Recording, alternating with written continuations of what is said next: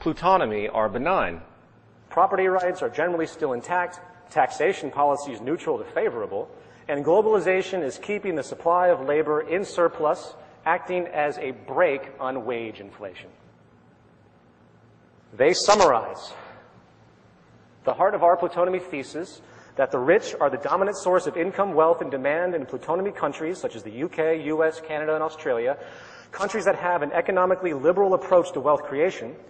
We believe the actions of the rich and the proportion of rich people in an economy helps explain many of the nasty conundrums and fears that have vexed our equity clients recently, such as global imbalances or why high oil prices haven't destroyed demand.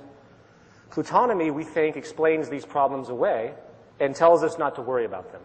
Secondly, we believe the rich are going to keep getting richer in coming years, as capitalists, the rich, get an even bigger share of GDP as a result, principally, of globalization. We expect the global pool of labor in developing economies to keep wage inflation in check and profit margins rising. Good for the wealth of capitalists, relatively bad for developed market, unskilled, outsourceable labor. This bodes well for companies selling to or servicing the rich. Sorry to pull you through all of that long-winded text, but I hope it settles in what people at the top are really thinking about behind the financial system. And they are likely right. The rich are going to get richer. The current economic decline that we're in now really doesn't mean anything to the top 20%. It's the 80% that continue to suffer. But hey, who cares? Evidently, the top 20% power the economy anyway, and I'm not even going to go into what this means in regard to our naive assumptions of democracy in the modern world. In fact, in the words of former Supreme Court Justice Louis D. Brandeis, I believe is how you pronunciate it, we can have democracy in this country, or we can have great wealth concentrated in the hands of a few, but we cannot have both.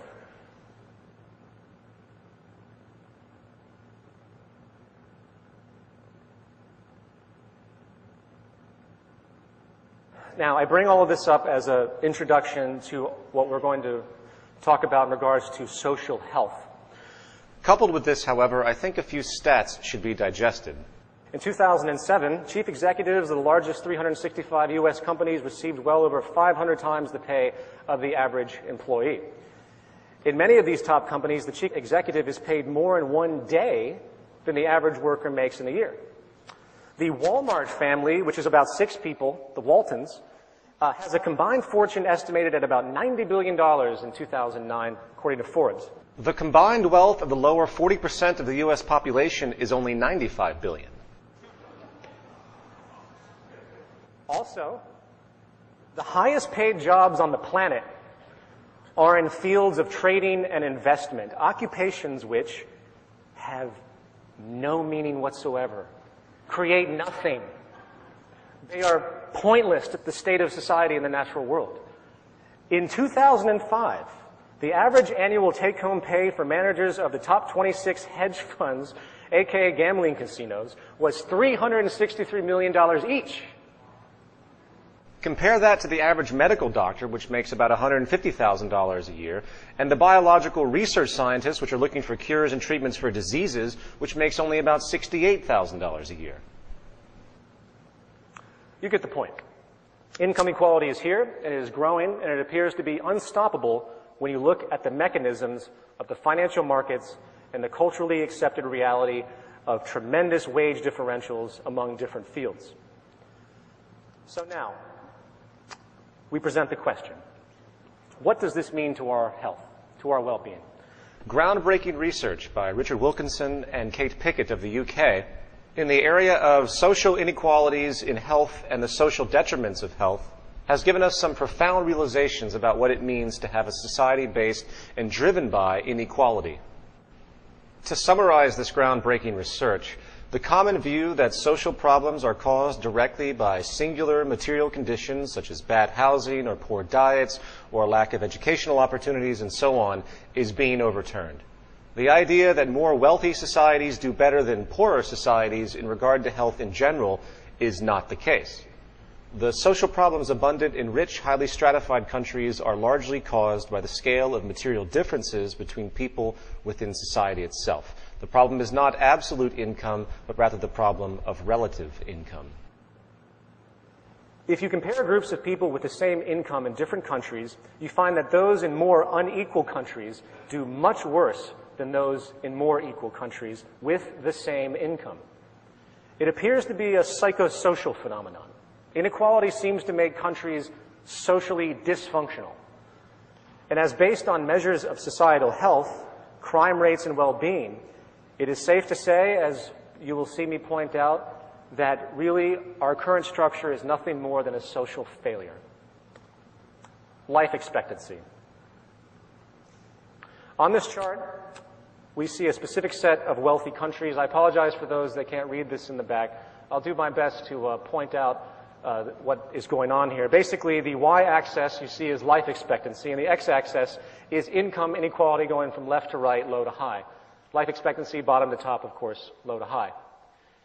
As you can see in this, Japan has the lowest amount of income inequality, but with a staggeringly high life expectancy. While Singapore, trumping only the United States in this particular set of countries analyzed, which are mostly wealthy countries, has the greatest income inequality, and the regression line in the middle shows clearly how the patterns moving from lower inequality to greater inequality reduces the life expectancy of all of these countries. Drug use. We see the United States as having the highest level of inequality based on the sample set, while also being within the top 4 of countries with the most illegal drug use: US, New Zealand, Australia, and the UK. While in the lower echelon, you have Japan, Sweden, and Finland, which have the least amount of inequality and the least drug use. Well, Greece is in there too. It's the trends that are important here. You can see the clear regression line. I want to expand on this particular one. The reasoning for this, there was a study done in 2002 with macaque monkeys. In this study, 20 monkeys were observed and analyzed in regard to social hierarchies that developed in different circumstances, noting which animals were dominant and which were subordinate.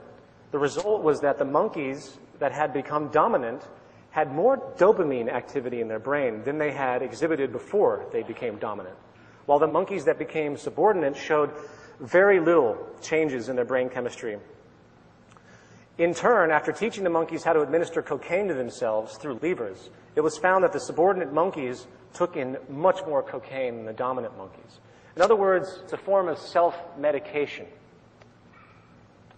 Let's continue on to mental illness. Mental illness is much more common in more unequal countries.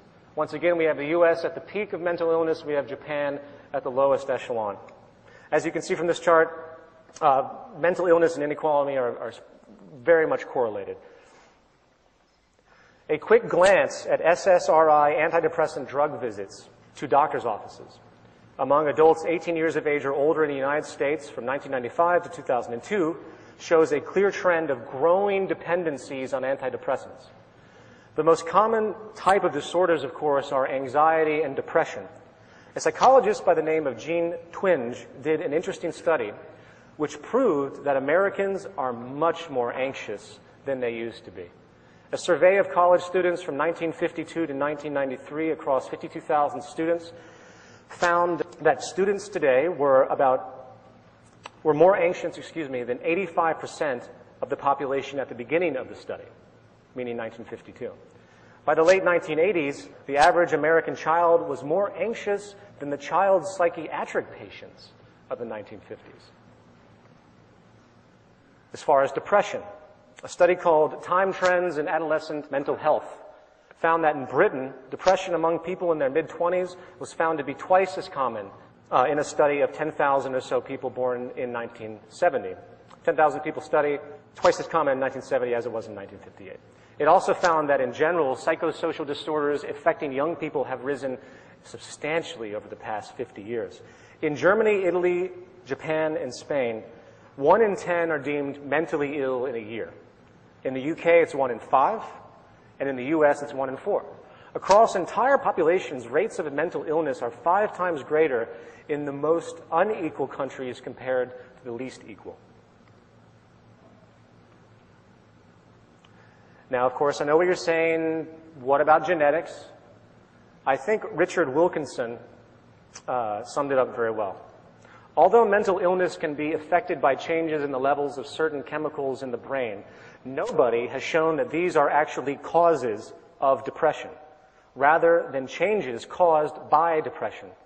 Although some genetic vulnerability may underlie some mental illness, this cannot by itself explain the huge rise in illness in recent decades. Our genes cannot change that fast. And let's move on to the idea of trust. Another word for this is social capital. Social capital is defined as an attitude, spirit, or willingness of people to engage in collective civic activities. Hence, there's a strong trust relationship. As you can see in the chart, those that feel they can trust one another are much more common, naturally, in societies that have less inequality. This, of course, is beyond obvious, as I'm sure many would agree. Naturally, with greater inequality,